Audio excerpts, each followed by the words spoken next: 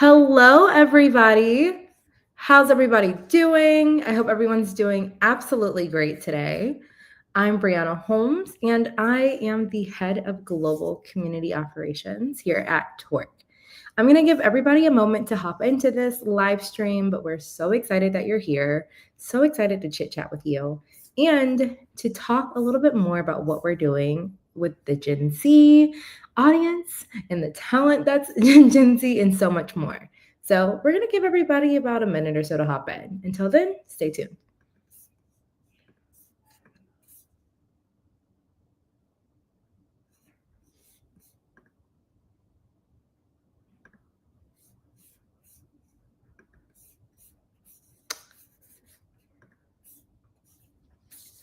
Okay.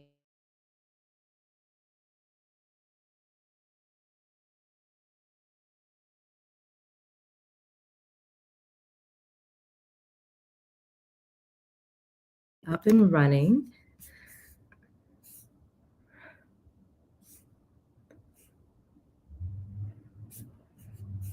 Let's see.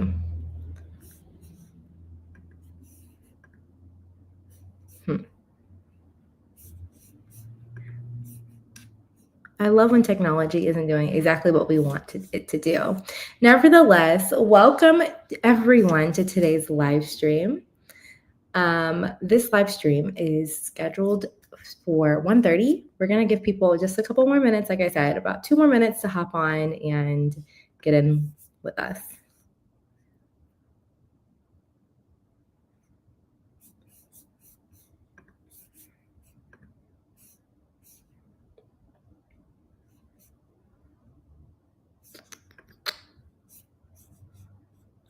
I love that Jeff is always first. And hi, Angelo. We're so excited that you all are here. We are trying to get this up and running on LinkedIn, so just give us a moment.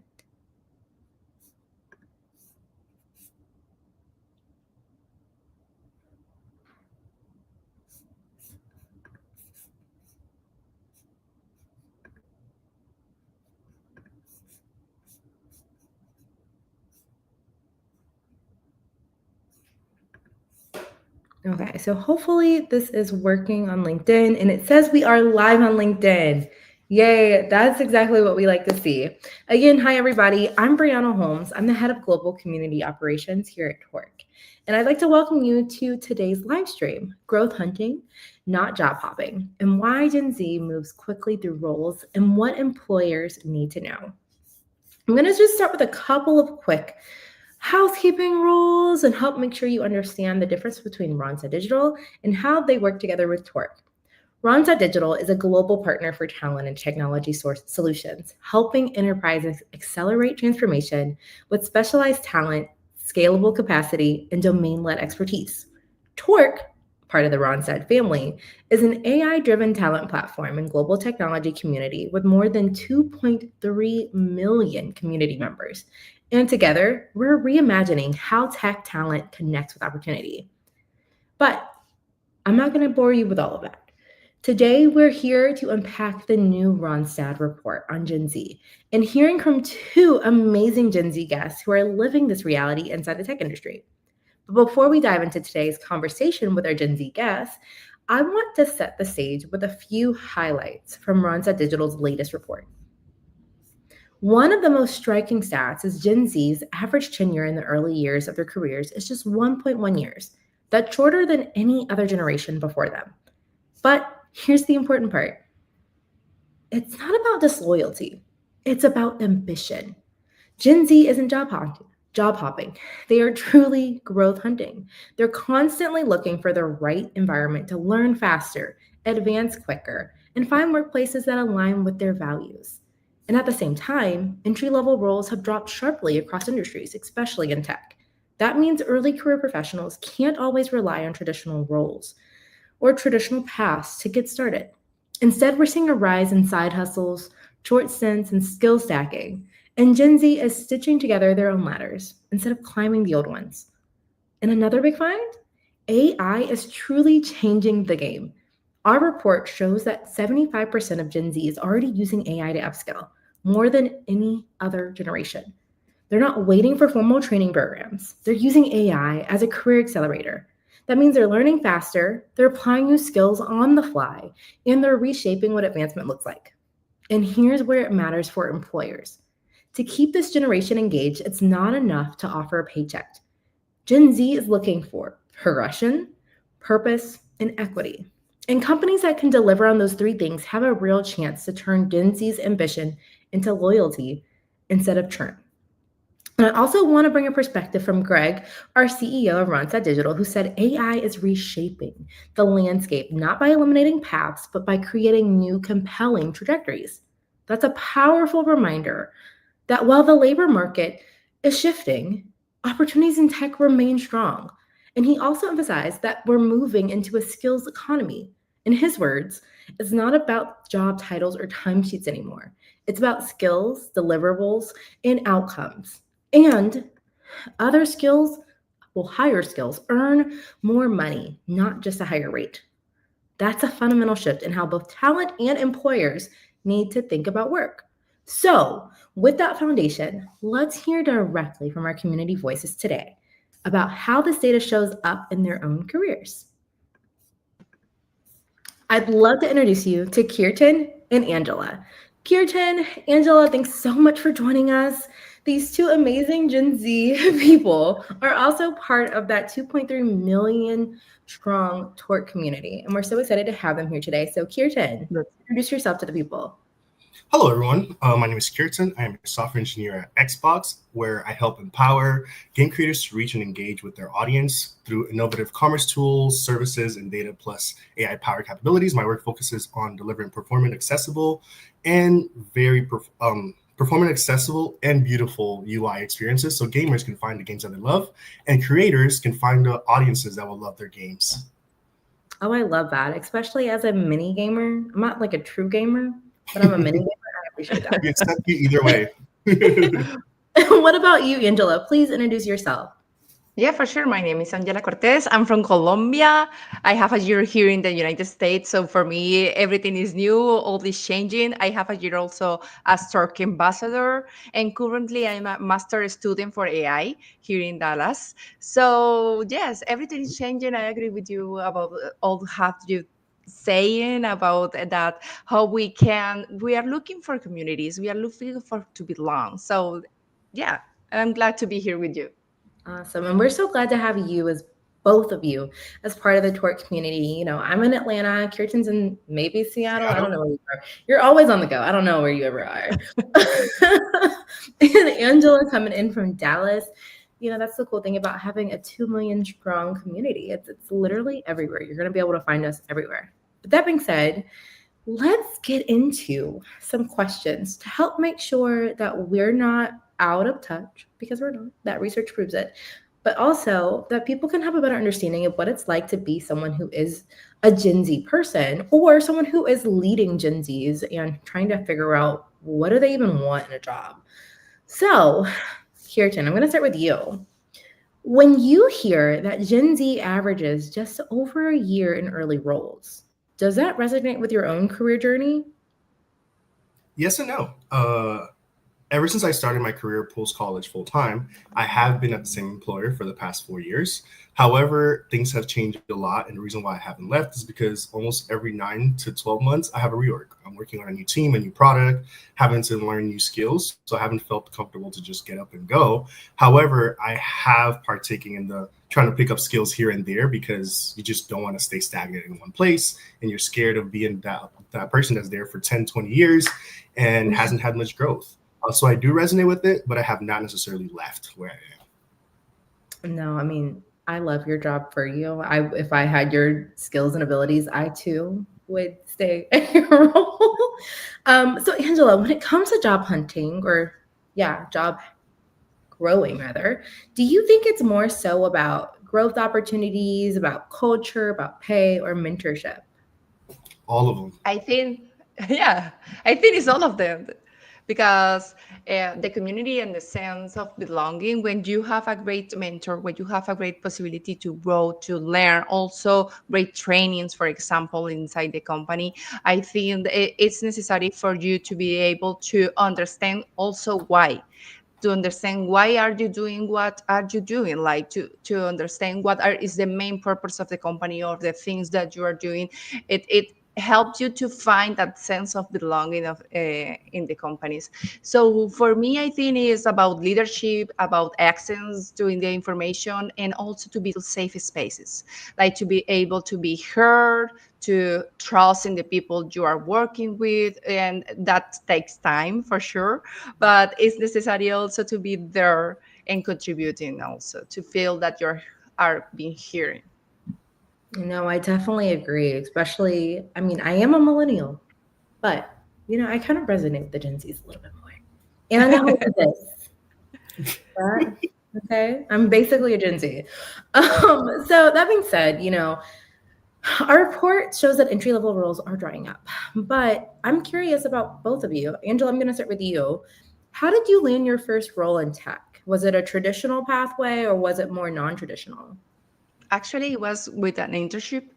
I started in Colombia. I studied telecommunications engineer, but I didn't like a lot telecommunications, so I started coding at the university, and I liked a lot that, like all the logic things in programming languages and that kind of things. So I started looking for an internship in development, and I got a referral from someone in a company. And when I made my internship there, they asked me to stay.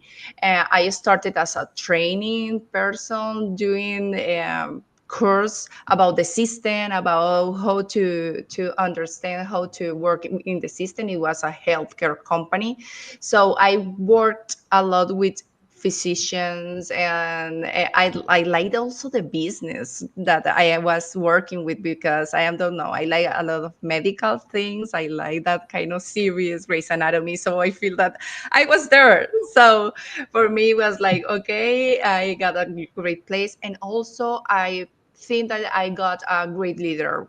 My first leader, she was a great role model. Like, she was a mother. She run this software factory really big, and I was like, oh my god, I want to be like her. And she was really open to teach us how to do things. And from there, I was able to become a functional analyst, business analyst, and to be able to contribute more. So yeah, that was my path in my first job. Yeah, no, I love it. And it actually does tie back to what you said about how it's all about growth opportunities and culture and pay and mentorship. And it sounds like you got all of that in that role. And what about you, Kirtan? Was your role or landing your first role, was it more traditional or was it non-traditional? Very similar to Angela. I also started as an intern. It was actually end of high school. My school started to have this NAF program, which was like a technology academy, my last 2 years of high school. And I was offered an internship my junior summer where I was tasked with being a tech support person for our school board county, where I would drive to the different schools over the summer, try to make sure that their computers are updated, try to install Word Office and all those different things for before the school starts, so students can come back and like be able to just get up and running and not have to do anything, or the professors don't have to do it for every single class, because that's about 500 machines each school. So that was like my first experience. I learned a lot about troubleshooting, learned a lot about making assumptions and thinking that, oh, this is the way to fix this, and then realizing no, it's not.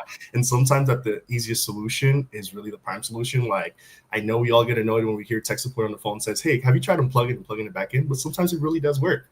Learned Yeah. that. Was mentored by a great tech veteran who had spent his time here on the West Coast working at the big companies, and then decided to retire and go back to our hometown. Got to learn a lot about his experience, and he kind of made me more hungry to seek for more, because again, it was tech support. So as a kid, I thought, oh, this is cool, but he made me see that there's more. You can be a computer scientist, you can code, you don't have to just stick to just answering problems that people have on their machine. So that's what led me to seek more. Very glad for that experience, the mentorship and the opportunity. I love that. And, both of your companies are so lucky to have you. Like I said earlier, our community is lucky to have you. And as you continue to grow and scale in your career, I know my background was not traditional. I was very non-traditional in getting to where I am today. And career ladders are very different for everybody. But when you think about career ladders, do you think that it's still about climbing, of just like working at corporate scale, or do you think it's about collecting skills and experiences? I think it is Angela? about collecting. Yeah, I think it's more about right now to work in spaces that trust in you.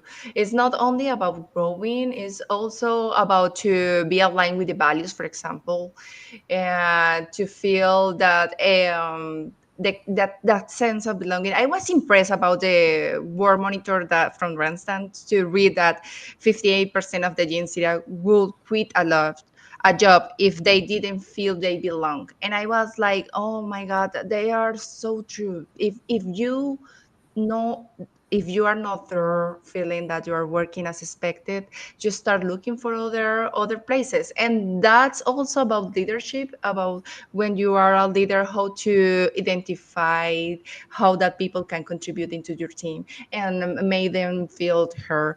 And I feel also for me has been like I jump into works. I have like almost 9 years of experience and I have been in 5 companies. So when I read about the numbers, I say like, okay, for me, it's like an average of 2 years per company. But for me, it was like I was called by other companies to build things that they didn't have, and I have the experience. For example, I work in a startup that they didn't have anything about quality assurance processes, and I was so excited to contribute from the top with my previous experience.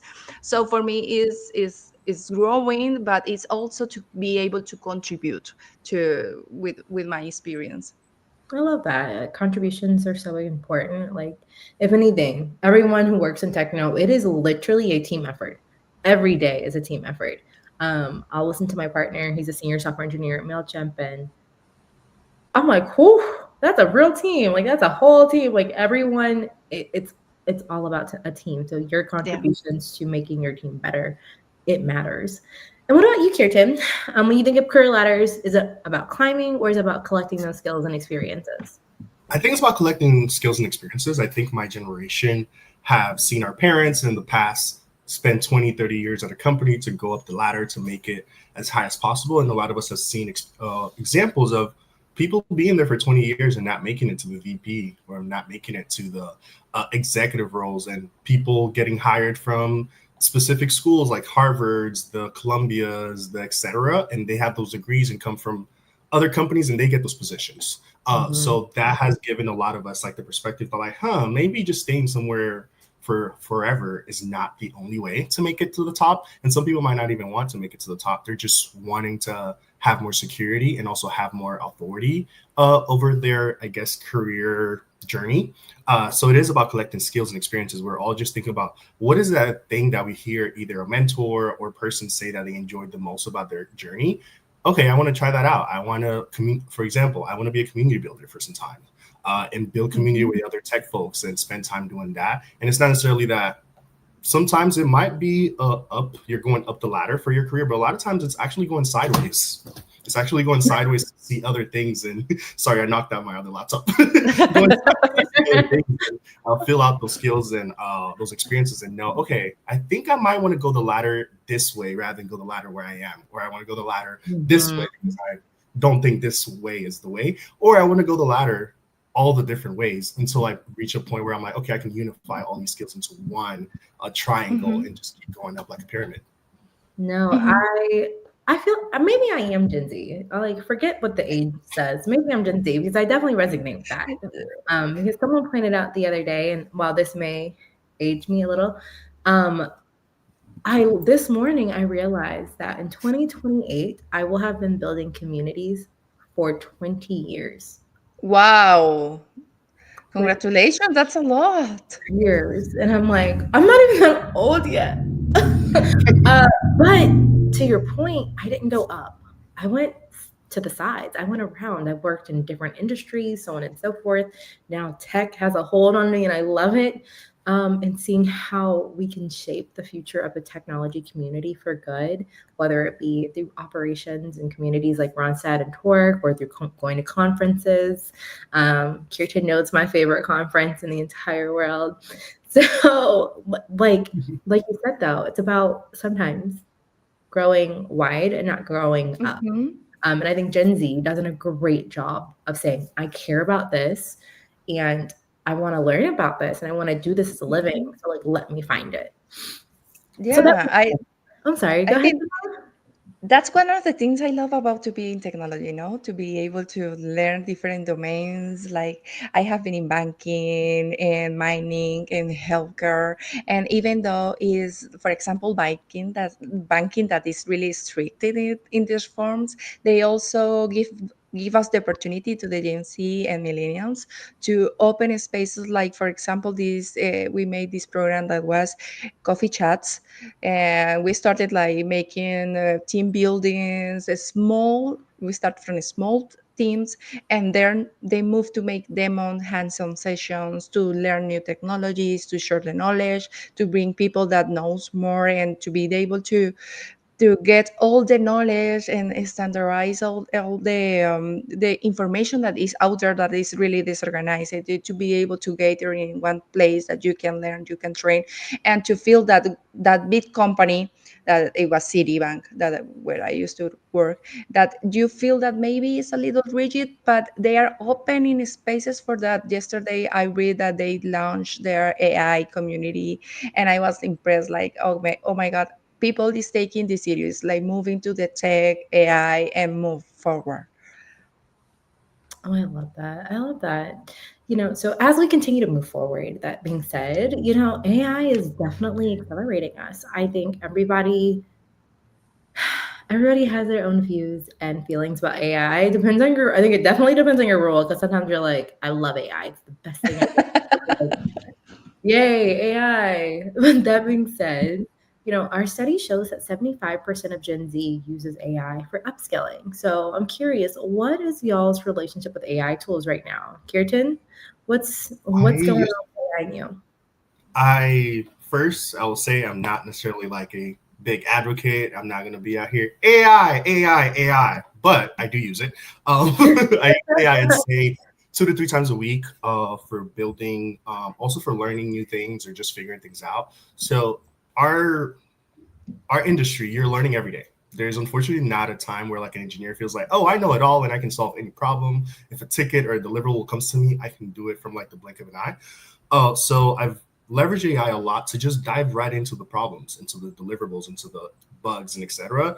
Just to see how far can I make it by getting all the information and asking it questions and telling like, hey, this framework, I'm using it. I've never used it before. I'm seeing this error. Tell me what the issue could be, or sharing it the YAML file, the pipeline, and asking it like, hey, why is our pipeline failing, or saying that the image already exists in the blog. And it can just give me tips and etc. Instead of me trying to like debug everything one by one and trying to go like, okay, let me try unplug, replug, or let me try turn off, turn on. Let me try to check, okay, what are all the images in the blob? What are all the pipelines ran?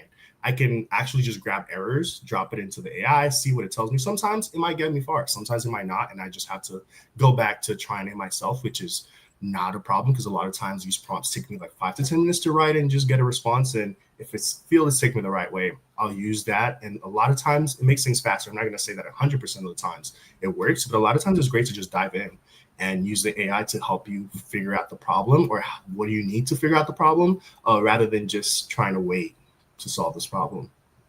Gotcha. And I totally agree.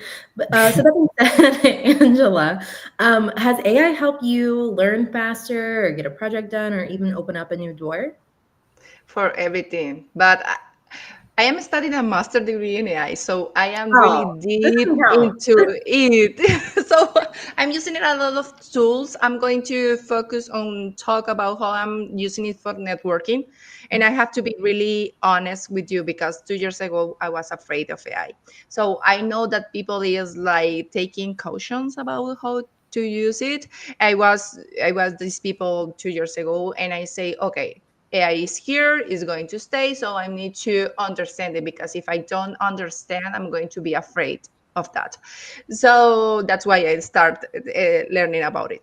But how I use it for networking. So I'm building a database with all the people I connect on LinkedIn, with all the people I talk in Notion, for example. And I use LLMs that help me to understand who I need to connect. Or, for example, if my intention is to talk with someone in this specific area, I can make search really quick. And also about communication styles, I use it to improve my mails, improve my tests, improve everything, all the chats, because I all the time say this about networking: you must connect with intention. What is the intention to connect with that people? Not only to job search. I believe in real connections. Like, you can make friends, you can make to meet really kind people that is out there to help you. So for me, it's more about the communication styling. I'm using in a lot of prompts to do that, to put different tones in my conversation, to make.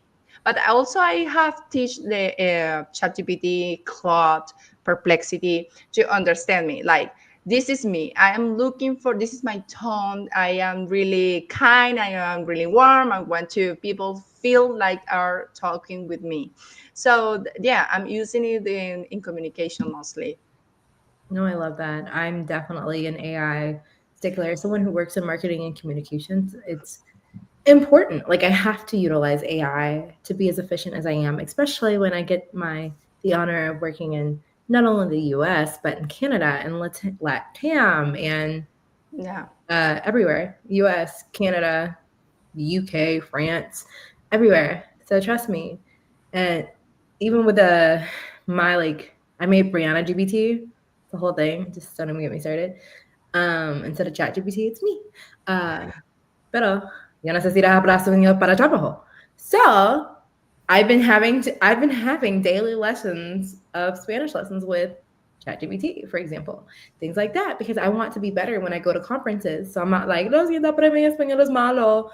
I don't want to just keep saying my Spanish is bad. I'm sorry. No, I need to be able to communicate effectively when I'm talking to people. I can Wherever help you with that, Vienna. If you want to talk in Spanish, I can help Yeah. you. I will take you up on that. I will definitely take you up on that. But that being said, with AI, because we know AI is crazy and it's crazy good, do you think, or how do you all think employers should be responding to it? Should they be supporting AI upskilling more formally, or do you think letting people take their time and figuring out what they're comfortable with is the best course of action? I, I can answer that. For me, I have been talking with different people in the industry, and some of them are afraid to don't be able to use AI into their companies.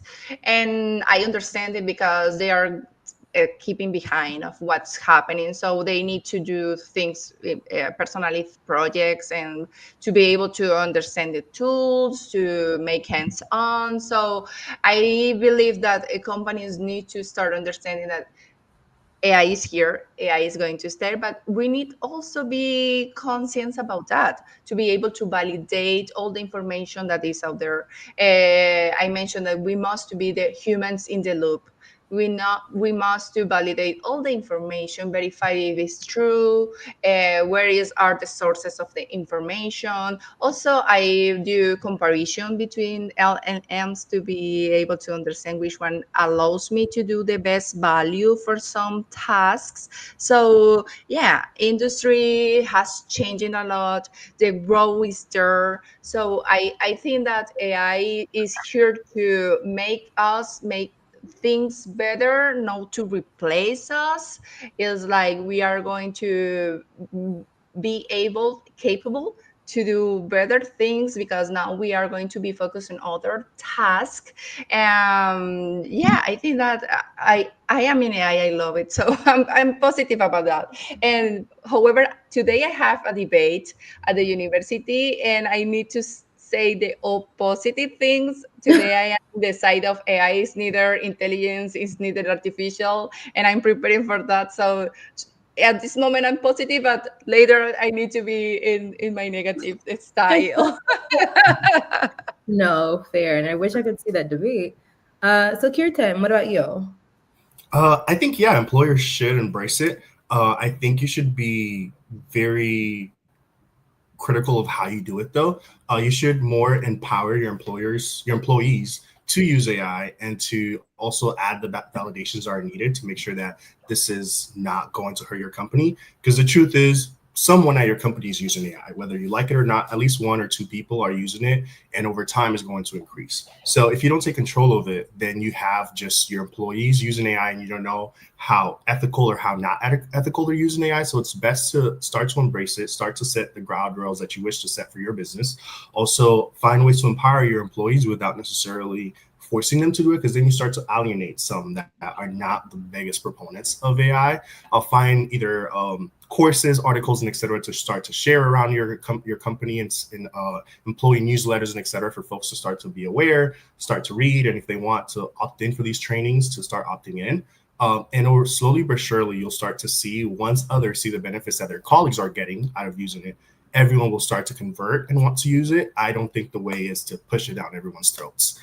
It alienates a lot of people. You'll start to lose some employees, which that might be a prerogative that you want to lose them. But I think for AI to work, for all of us, we need everyone that is against it and people that are pro it. So we can all together improve it so it can actually work for all of us and not alienate a specific demographic just because they're against it or etc. But also people are against me to, I want them to be more open-minded, because I was one of those people. Not necessarily that I was like fully against it, like, oh, AI, please get away from me. More of like, I don't know if I want to use it yet. This sounds kind of like an overnight thing that where just ChatGPT blew up in 2022 and now everyone's talking about AI. Because my perspective has been like, there's not that many AI practitioners, if we're being honest, because most of them have like master's, PhDs. And if you look at the numbers, how many of them have actually carry one? Not many in America. A lot of people that are like talking about AI and like they're AI practitioners or like the best pros actually just started learning themselves or just playing around with AI within the last 2-3 years. So be very critical of these things, but at the same time, empower employees. No, I totally agree on the practitioner's part. I remember being in undergrad and I really wanted to get a degree in AI, and everybody was like, no, nobody knows what's going to happen with. Now here we are. Yeah. A millionaire, probably. It's okay. Yeah. And Everything practitioners happens. are getting coached for millions of dollars. I definitely was like looking at AI as a major back in 20. How old am I? In 2011, and then again when I graduated and got my master's in 2015. I'd be like, You were a visionary. I'm sorry? You were a What a vision. visionary. I Yes. was ahead of my time. And I just should have gone with it. Instead, I got a degree in not marketing, but we're not going to talk about that. Diana, I would like to add something about that, because also yesterday I was talking with someone in Microsoft, and he mentioned that in the industry also some companies are gathering together to talk about how it's changing, the roles are changing. And I talked with him about, yes, the hiring managers maybe should be open and also about the new roles that are created about AI, but also to identify which other profiles maybe can be a good fit for AI roles. For example, people that in automation that maybe are losing jobs and that kind of things. Maybe they have experience to be like to understand technical terms, to understand domain terms, business terms. So maybe they can be a good fit in new roles that maybe you are not focused on that people, but we need to be open to talk with people in the industry to let them understand also how to bring this knowledge, bring these people to new roles. I love that. It's so important because it does scare people. And the more you can be like, hey, there's space for you here. You belong here. Like you said earlier, Yeah. the better. So that being said, I do have one more question for each of you regarding, all of the things that we've talked about. As Gen Z people, I'm going to ask one person one thing and someone else the other. So Angela, I'll start with you. What's one thing you think employers could do to turn Gen Z's ambition into loyalty? You kind of touched on it earlier about just making sure people feel like they belong and that there is a sense of community and that they feel empowered. But is there anything else? I think to align the personal values the values that you have with your company. You should be able to identify the values from that people that is working for you, and to help them to grow based on that, because that is going to make people go ahead, give the 100% of their own personality style, and fostering the sense of community and build the trust, that's as I mentioned, and also to be updated with new technologies, to identify what they are confident about and what they feel to be necessary to train, to learn. And that is going to make that people also to feel that they need to grow with the company. And also I feel that sometimes I have lack of understand why I'm doing things. That's what I mentioned, because when I was younger, I didn't understand what I was doing for the company. So for me, the leader should be able also to make them understand why this is important, why we are making a retrospective, or why we decided to go with agile, this methodology. For example, that's an example, and to understand that's aligned with the company, and why is necessary to go ahead and be working on that. Oh, I love that. And thank you for sharing that. I hope some employers heard all of the things that they should be doing in their workplace. And Kirsten, what about you? If you could rewrite the rules of work for tech talent, what would you change first? What would I change first? Great question. I would focus on continuous growth instead of just focusing on hiring all the time. Because a lot of times you have talent that you could grow to where you need them to, and actually focus on setting up systems in place for people to have a growth path. Not just letting managers decide when people get promoted, or have this very like obscure website where all the roles are listed and all the description of the roles and what you should know for that role.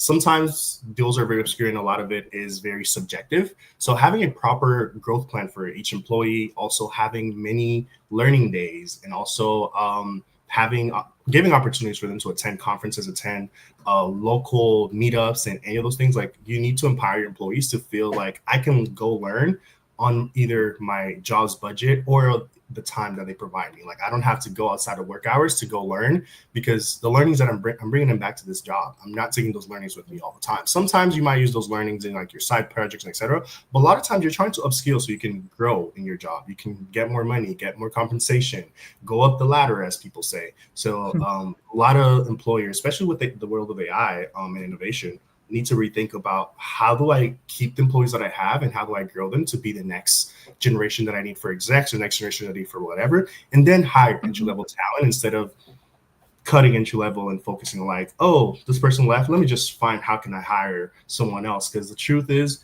all these tech companies are kind of fighting for the same employees. If you look at a lot of people's LinkedIn, you see the same 3 to 5 companies that everyone has jumped on. So these companies are kind of fighting for the same employees pool. So it's better to grow the people that you have. No, I agree. I'm guilty I of it. love that. I Like definitely Jesse said in the chat, he can't even find a letter at his company. Swear they hire all. Why are they in it? That's not funny. It's not funny at all, but No. it's the reality. It's the reality of a lot of people. I've left roles because I didn't see an opportunity to grow. And once I did crash out and I like quit because they wouldn't let me go to a conference. But that conference, it was free and they just wouldn't give me the time off. And that showed me that they didn't care about my continuous growth.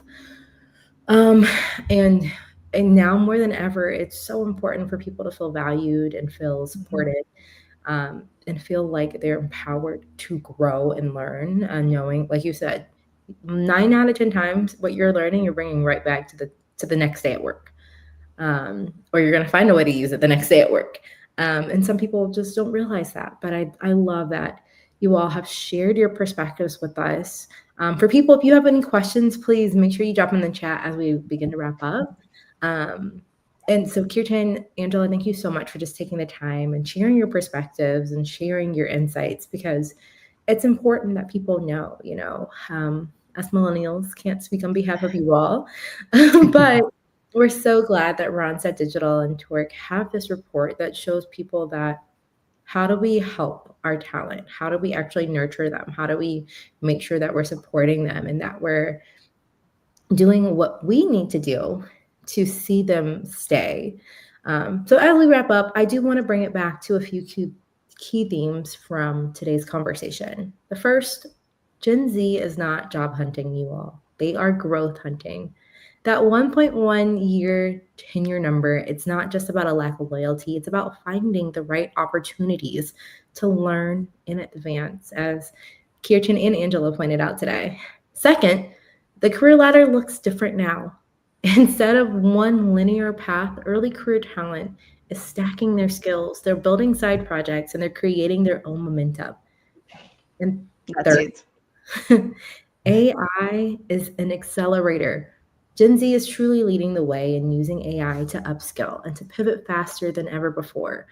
And that has huge implications on how employers train, support, and retain their talent. And we should be encouraging that AI.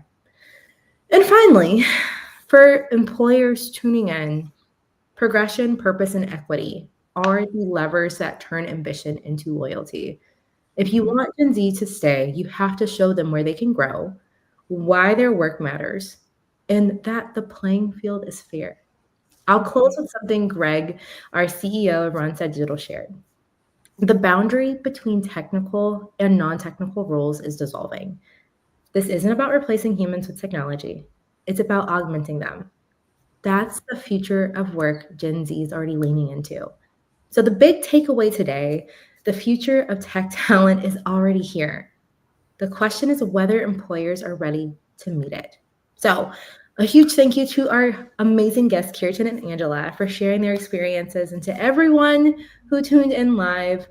Stay connected with the Torque community by making sure you go to torque.dev today, create a profile with us, become part of our community. I promise it's worth it.